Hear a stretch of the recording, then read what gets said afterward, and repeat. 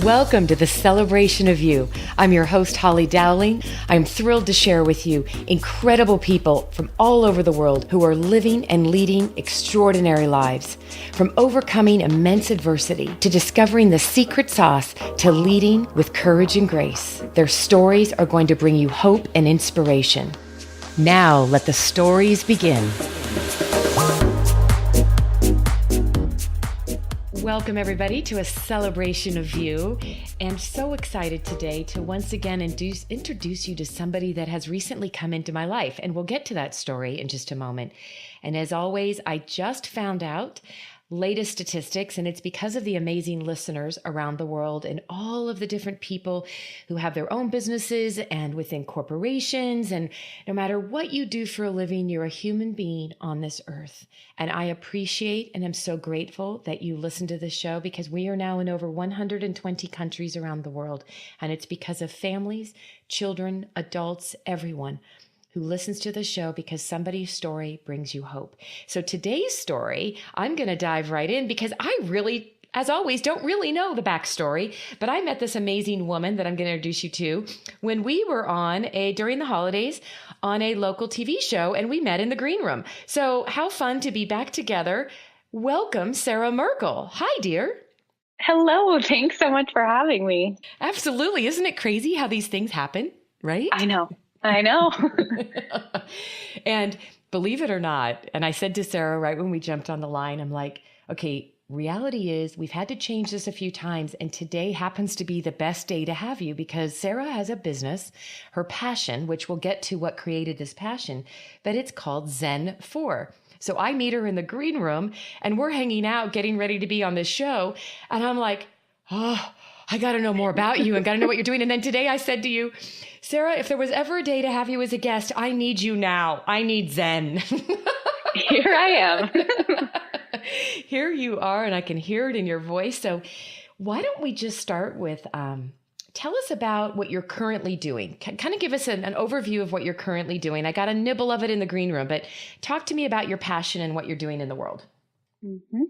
So Zen 4 is a company that me and my co-founder started.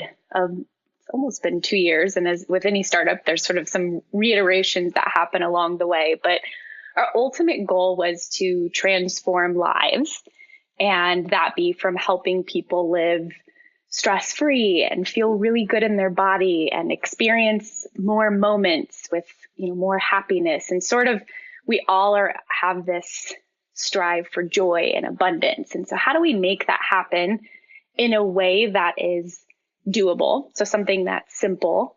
And how do we reach more people so that they can fit it into their lifestyle? So Zen 4 originally started working with small to mid-sized businesses. So in more of the corporate wellness space, by being able to bring Zen 4 to the employees, and really working in the corporate setting allowed to change some of the behaviors that, if you're a listener and you work in an office, sometimes we'll be glued to our desk all day long and we're sort of snacking and not really mindful of what's going on. Many of us, it's complete chaos. Imagine that. So, yes. Yes. So working with both the leadership teams and helping them lead differently with wellness as their starting point is how do we really help our employees show up as the best version of themselves, but then also realizing the employees have some work to do too. So it's this sort of dual ownership to bringing wellness into a company culture.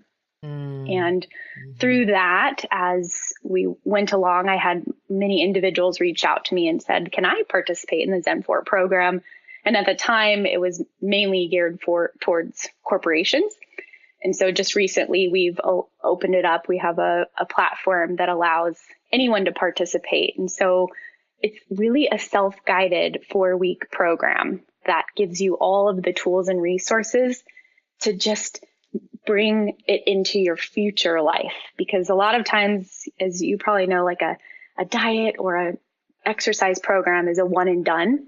And then we go back to our normal life. So we really tried to put a lot of thought into how do we make and teach new behaviors that stick so that we can achieve that sort of Zen state in life, but really be enjoying and having fun and achieving what we want. Which I absolutely love. And your timing, right? I talk about apropos timing. I think we talked about it when we met. And my biggest program right now, my passion is I'm all over the world with leaders. It's called Extraordinary Leader. And one of the buzzwords and why it's in such demand is because I'm peeling back the layers of the onion and really getting back to the human side instead of treating people as knowledge banks, Sarah. And leaders and everywhere. I just recently had a guest on the show, Jen Fisher, who is the leader of the well-being that has been put in place at one of the largest global consulting firms, Deloitte. And so I say that because this is now front of mind. These are the topics that companies and corporations are saying this is important. We have got to empower people on how to be mindful. And right, so every word that just came out of your mouth, I'm smiling because I'm like, I'm seeing this in clients around the world of it used to be maybe foo-foo or it wasn't where they were spending their dollars for training. And now it's a complete polar opposite. It's like, right? Yeah. Yeah. It's counterintuitive because for me to coach a leader and say, old mindset was my employee is not doing work unless their butt is in the seat. So, and then in a prior life, I managed a regional call center in an operations role. And that's kind of you walk around the office. And if someone's sitting there, you're like, okay, good, they're at work. But coaching leaders now to say it would be more beneficial for them to get up and take a 5-minute walk around the office and then come back to work versus grinding it out for the full 60 minutes because our brains and capacity and energy. And that's a new concept, right? So there's so many new things I think leaders are starting, as you say, peeling back the onions or the layers to say, what can help us get to the next level? What can help us operate and, build this sort of culture that's winning, but also caring about the individuals. Yes. And it's so interesting when you just said, so to the brain, right? I think what's in our benefit too, for people like us that are so passionate about this is now there's so much documentation and the science and the data with all the neuroscience going on. There's some, Dr. Richard Hanson's done a lot of work. You have so many people out there that are doing work and providing this research that's actually bringing credibility to this, saying the brain can only retain so much. And actually, there was a fact I learned several years ago, and I'm sure you talk about this, but when we multitask, we're actually having a direct negative impact on our IQ and our ability to perform and engage. So being present, as much as we use the word being present and focusing on one item at a time and one task is far more productive than people give themselves credit for, right? It's absolutely true. And it ties into the second pillar of Zen 4 is about nourishment. And when we eat while doing things, it's the same thing. Like, while we might say, well, we don't need to be productive while we're eating, but digestion starts in the mouth and our body is actually quite better and efficient when we're just eating. Pull up a chair and just eat your food. And so teaching that, now your body starts running better, your digestive system. And it's like the body is so amazing how when everything is in alignment, the creativity and the sharp, how we can think and see sharp and all of those things come into benefit. So you're right. The research is now catching up to maybe what was originally a little foo-foo. Yeah. So now we've got both, right? The experience plus the research and science. Which I love because it's like, it's instinctive to people like you and I and many people in our space in the world, but yet to have it substantiated really brings a whole new platform of I'm ready to listen. Tell me why this matters. And it's so powerful to see the impact of it. So, okay. So I have so many things I want to ask you. Let's start with, so just because we started this call when we first started chatting, I'm like, I need you today. You have no idea. I need a little Sarah Zen. So I have a lot of listeners around the world that do travel as much, women and men. And I would love to know, because I just said to you, I literally am traveling every week nonstop. I love what I do. I'm getting to inspire people all over the world, but my time at home is very limited. So like on a day like today, I typically don't drink this much caffeine, but I'm a little wired because I had too much caffeine. What is a great tip? Give us 1 or 2 tips for people like me right now that would be saying, tell me something, Sarah, that's so simple but could have a nice impact. What tip would you give me? One or two? Yes. So, and I can completely relate because at one point in my life, I was on the road 40 weeks a year. I would fly out Mondays and come home Thursday nights or Fridays. And so it was like, wash the clothes in the suitcase, put them back in the suitcase and fly out. So there's this beauty about being up in the air and, traveling and seeing the world. But there's also this internal, we are humans and desire to have routines and grounding. Even if you're a spontaneous person, there's still this element of needing that returning home, so to speak. So a couple of things that really I think to be helpful when you're on the road. So if you can carve out and pick a time, whether that's first thing in the morning, afternoon, or evening, and having some type of ritual or routine, even if it's 2 minutes. And sometimes we're like, oh, I'm going to sit and breathe for 5 minutes. And you're like, I don't have time for that. But even doing a breathing exercise where you close your eyes and you do it every single day, where it just calms your nerves. When we close our eyes and do some deep inhales and exhales, it tells our body, hey, everything's okay out here. So that constant stimulation that we have in airports or driving in a new city, our body is constantly being exposed to stress hormones and alert. So by returning inward and just doing nothing but breathing can be really helpful. And then food is something that when you're on the road, sometimes there are limited options, and that can help. Right now you're like, I'm tired and I need, a stimulant. So we're like, let's have some caffeine, but being really present with the food that you're having. So even though you're like, I'm eating on the go, take a second just to be present with the food, even if it's a bag of chips, right? If you're like, this is all I had to pick, well, then as you're there, just really enjoy it, right? Eat them and, be having some gratitude for, whoever brought this bag of chips to the convenience store and the truck that took it there and the employees who worked in the factory to, manufacture the food. All of that stuff can help ground and return you back to really what matters. And then you're sort of like, okay.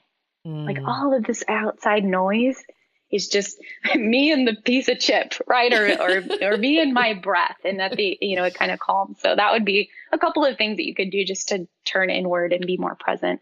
Well, I'm smiling with my eyes closed because that's what I do, right? Like I'm listening to you and I'm smiling because for one, what I love is I'm really big on rituals, and my morning is the most sacred. It doesn't matter where I am in the world. I have a very sacred ritual, which it's so fascinating when I meet people that don't, right? Like how can you, at the level and pace we're moving, it's the most important thing. So aside from that, because it's really important. It's when I pray, my meditation, I read inspirational devotionals, I journal. And this goes with me everywhere. But when you talked about breathing and I closed my eyes, because there's an app I've been listening to called The Calm, and I love it because it's just 7 to 10 minutes. One of the things I've learned is just even struggling to fall asleep in a hotel room is closing your eyes and listen to your breath. Just pay attention to your breath, which forces you to stop thinking about everything else your mind wants to think about, right? That's right. Yeah. But the chip one. So I got to go here with you. So I'm thinking, okay, so I love that you said that, because you know why I love that so much is some people were probably thinking, oh, she was going to say like, unsalted nuts, things that are healthy. And I love that you said chips, because the reality is it's whatever you can get your hands on. And I'm picturing Holly having my savored, delicious glass of red wine and sipping on it with my eyes closed. Yes. Yes. And you're like, where these grapes came from, you appreciate those too. And that's another thing that I really tried to put into the Zen 4 program is so that anybody can participate, because I have, dietary philosophies that I have tried and followed, and some work for me, others don't. And so the concept of individuality, maybe the perfect diet for me could be a derailer for you. And so I try to be realistic that I could sit here and be like, yeah, when you get your carrots and hummus at the airport, it's like, well, sometimes chips or, they're just, it's not as realistic, especially when you're on the road. So let's take some of our existing behaviors and habits and just make them better. Like, this is what we're working with for right now. And then you can slowly make those replacements along the way. I love it. And it just made me smile. I'm just loving it because you brought it to reality, right? The last thing people need. It's why, remember when we were together in the green room, and the thing I was being interviewed for is I'm all about throwing out New Year's resolutions, because people spend more time beating themselves up when they fall off the wagon, shall we call it, and they don't get, so another whole philosophy, but I love that you brought it real. So I have a question and I'm dying to know. So let's go back. Go back to your early childhood. Maybe it was, I don't know, grade school, junior high, high school, young woman. Share with us a pivotal moment that for you, Sarah, I mean, maybe this passion of yours now comes from, maybe you faced some adversity. I don't know your story, but I always know that everybody has a story that has something to do with why they're on a path doing their passion. What's yours? So mine came a little bit later on in life, but I had been exposed to actually maybe I'll back up a little bit. So in college, I think I got really into nutrition, and, as I was kind of trying to pick a career path, I was, as most people in college are figuring out what degree to pick. And I thought it might be in pre-med and took a shift into psychology, but that launched me into a master's program in human resources. So my career was sort of building in the HR corporate world. And along the side, I was introduced to the fitness world. And there was this element of, when I have the perfect body, everything is going to come together. And so I did this first fitness. I mean, I worked my butt off, just to get this competition together, and the dieting was so specific, and the workouts. And so the day comes and I get on stage and I'm like, okay, I'm not, like, nothing changed, right? I'm not happy. In fact, so there was this kind of initial letdown, and from that there were some negative repercussions. And I think the fitness industry has to be handled with care, because it's like you do all this build up, and then afterwards you're like, oh wait, but I have to go back to living a regular life if I'm not going to make this a career. And so that moment, I think, was my first step of like, okay, so it's not really about what you look like on the outside. That's not going to be what achieves happiness. So then I went into nutrition and studied at the Institute for Integrative Nutrition. So then I was like, okay, then as long as you're eating the right things, keep some of the fitness, eat the right things, and still like there's something is still missing here. And then that's when really yoga showed up in my life. And so I was certified to teach yoga, but primarily in traditional yoga, the physical practice is only a tiny piece of the entire picture. And so I think over the years, Zen4 ultimately is all of those lessons that I learned put together. And so I think as we all are seeking, and maybe that's from a childhood, I was searching for perfection. I'm going to get perfect grades. And I was like, well, I'm going to have a perfect body, and then all of this. And then to finally just say, you know what, you're already there, right? Like, it's not really about the future or beating yourself up from the past. And maybe that ties into New Year's resolutions, instead, let's just be really present. And that's how you start to live your life. And then all the doors open up, the stress goes away, and the divine timing shows up. And so I think it's been a slow journey for me, but I tried to put all of that into Zen4 and what it could help other people with. I love that. I love that. And you just said something that I don't want anybody to miss. And it's part of the journey that I myself have been on for many, many years, and overcoming the need to be perfect, right? Which comes from so many deep-rooted, things. But the greatest gift I gave myself, and it's one of my Hollyisms in my book, is you don't have to be perfect to be priceless. And when I accepted that in truth and realized, because the most important part of my world now is my spiritual side. And when I realized I don't have to be perfect and I don't have to live up to the world's expectations, when you give yourself that permission, it's a freedom, Sarah, right? And so I heard that throughout your story, and I was listening going, isn't it interesting, right? Through all of these different experiences in your journey that it was able to, like, each one was kind of, again, peeling back the onion going, that's right. Don't need that. Don't need to worry about that. And yet it took you to be here now today, to be this passionate about helping other people and doing what you're doing. And so I'm sitting here thinking, and without necessarily sharing names, but in the journey of helping bring this to people's lives, what's one of your greatest top of mind wins or successes? Meaning somebody you've either worked with individually or maybe in the corporate arena. What's a success story for you that you're really proud of to see somebody empowered? Yeah. And there's several. So as my brain is arguing over people, right? It's like, no, don't. But I think I had one client that I worked with on an individual basis. And then she's also sort of been a part of several reiterations of the business, because I also do one-on-one health coaching with women as well.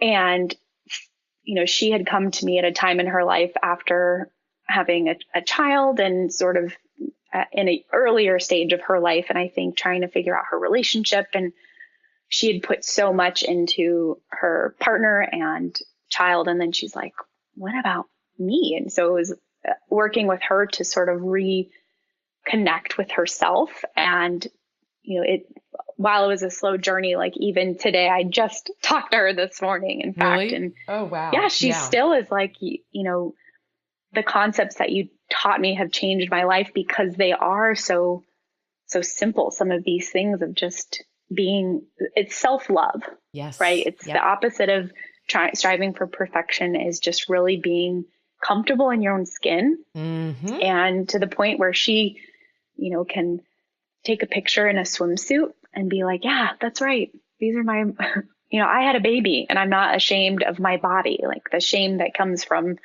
that side of it. And, being able to put herself out there and be a proud parent and just go easy on herself. And so she's somebody that I think from, and I'm thinking maybe it's been 6 or 7 years ago to now, she's just transformed and blossomed. And even she too has a group of women that she mentors now, and, through social and online. And it's just a really cool transformation to have been a part of. Oh my goodness. And to think, look at the serendipity, the divine timing. You actually talked to her this morning, and I literally asked you this question, and I never know what questions I'm going to ask, right? There's no script. Yeah. So I love that just happened. And I got the goosies when I heard you say that, because and I was relating to that, how many women, especially, we go through, years of, whether it's after childbirth, having children, or whatever we go through, we begin feeling less confident because we're looking at our bodies differently. Right. And, that's like we could spend a whole workshop. Well, we should, there's plenty of them, but a whole day on just that, right? Self-image. Totally. It is about being comfortable in your skin, and it's easier said than done. Right. Yep. And being able to look at yourself in the mirror. And if you are a Louise Hay fan, but she would teach, look at yourself in the mirror. And people who knew her she'd walk by a window or a mirror and be like, hey, Louise, I love you, practicing, what our teachers, I consider her a teacher of mine. But actually, when you look at yourself in the mirror and you look at yourself in your eyes and you're like, oh my gosh, there I am. Yes. I should say something kind to myself, and so there's so much, like you said, you could spend a day or a week or a month. I mean, self-love is something we aren't really taught in school or, at work. So it's something we can utilize, people like me and you who are out there teaching that to others. There can't be enough of us out there. It's so funny too, the word self-love. I was just speaking at an event last week on the other side of the country, and a gentleman in the room asked me, what is your tool? What do you do for self-love? And it was fascinating coming from a man and a professor. And I loved the question, because there was women and men in the room, right? A lot of them. And I was so in awe that that's a word that we are just now starting to hear more of, like we keep saying, right? And yet, to what you just said, and it's not I'm not doing this to blame with no bad intention, but we're not even raised in that. Most of us are not raised as children in an environment that is conducive for self-love, because it's society, right? it's almost revered as being selfish. And yet one of my greatest philosophies is when you can be a little selfish, you can be far more selfless. Mm-hmm. And it starts with taking care of you. There's nothing left if you're an overdrawn bank account, meaning there's nothing to give to the world if you're completely spent and there's nothing in there. They're only going to get a very, very bad version of you anyways. Right? Right. Yeah. Yeah. I'm thinking of this memory. I lived in Franklin, Tennessee for a period of time, and there was a community pool that we were at, and there was a little girl. She was with her family, and she had to have been maybe around 5 or 6. And she was getting ready to jump in the pool, and she was like yelling out, like, okay, everybody, are you ready? Like, she was so proud of her jump into the water. Right. And so we're all looking and we're watching her, and she does the splash, and she gets out, and she's, looking around just with this big smile. And me and a friend of mine, we leaned over and we're like, where does that end? Right. She's just so proud. I mean, it's the littlest, or she's jumping in the pool, but she loves herself. She loves her swimsuit, right? She doesn't have a care in the world. And then we grow up and don't want to, that we turn it into more of like bragging. Well, if you have self-love, then you're conceited. Or so it's like, how do we be more like that little girl where we're like, look what I did, and just love ourselves. And even, I would say, even not just for girls, boys too, right? Like You're it's right. all genders, right? It's like to love who you are and not feel ashamed. We spend most of our life either apologizing for who we are or feeling that who we are is not good enough. So we're always trying to put in, as I say, stop putting in what God left out. Start bringing out and exploding what God put in. And that's when you get to bring the world the greatest version of you. And that's self-love. And, we could just spend hours talking. I'm like loving this. I'm very relaxed. I think your voice is exactly what I needed today. Good. I love that. I love it. You can just relax through your work, put the good energy in, because I do believe, when we're in that stress state, sometimes it's better to just take a step back and then put your energy back into your work. Yeah. And then put it back in a way that's healthy, right? That's right. And out of joy. It's a question for you before we wrap this up. I always love to ask, and I'm going to ask it a little differently for you, but I'd love to know the journey you've been on and everything, who you are today and where you've come and what you're doing. What advice would you give to your younger teenage self, meaning that younger girl, maybe mid to late teens, based on who you are and what you know today? What advice could you give her? I would probably go back to the perfection message, which I think I would tell myself that enjoying more moments. I think I spent a lot of that late teen through college just trying to get through it all, right? Like kind of rushing through and give everybody else 150% so that I have some type of, A+ or perfection, or I've got the right job. So I think I would just really tell myself to slow down, and a lot of it doesn't matter in the long run, which is obviously in the moment you're like, how could it not? I need to do all this stuff, but just to slow down and enjoy, each of the moments a little more. It's so true. And you know what? Think about how simple that is, and yet how hard that is, right? For so many of us, right? It's so simple, and yet it's so difficult to actually do. Totally agree. Well, you are a gift, and I can tell just when I met you and now getting to spend time with you, Sarah, that your gifts are impacting and bringing gifts to the world. So will you tell everybody as we wrap this up, how can they learn more if they want to learn more about engaging you one-on-one or individual or for their company, whichever way? Absolutely. Yes. So the best place to start is our website, www.zen4.co. So ZEN, the number 4.co. And so you'll see links in there, whether you are an individual and you'd like to enroll in the Zen 4 program.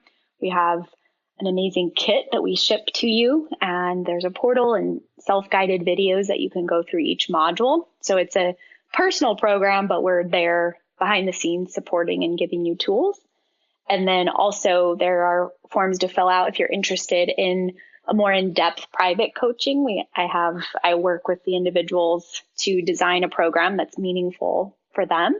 And then same with the corporate program. If there's a small to mid-sized business that I've sparked some type of interest, where let's open up a dialogue to see if there's a way we can partner together and bring Zen4 into your organization.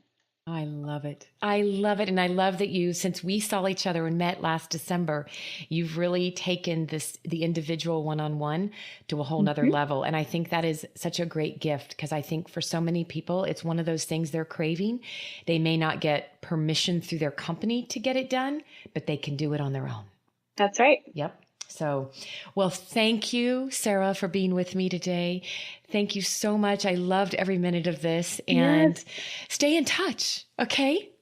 I will. Thank you so much for having me. You're welcome. And I look forward to when we connect again. Who knows? It could be for Zen4. Okay. That's true. And have a Zen rest of your day, right? Oh, I love it. I needed that. Thank you, darling. All right. Bye. Thank you, Holly. Bye.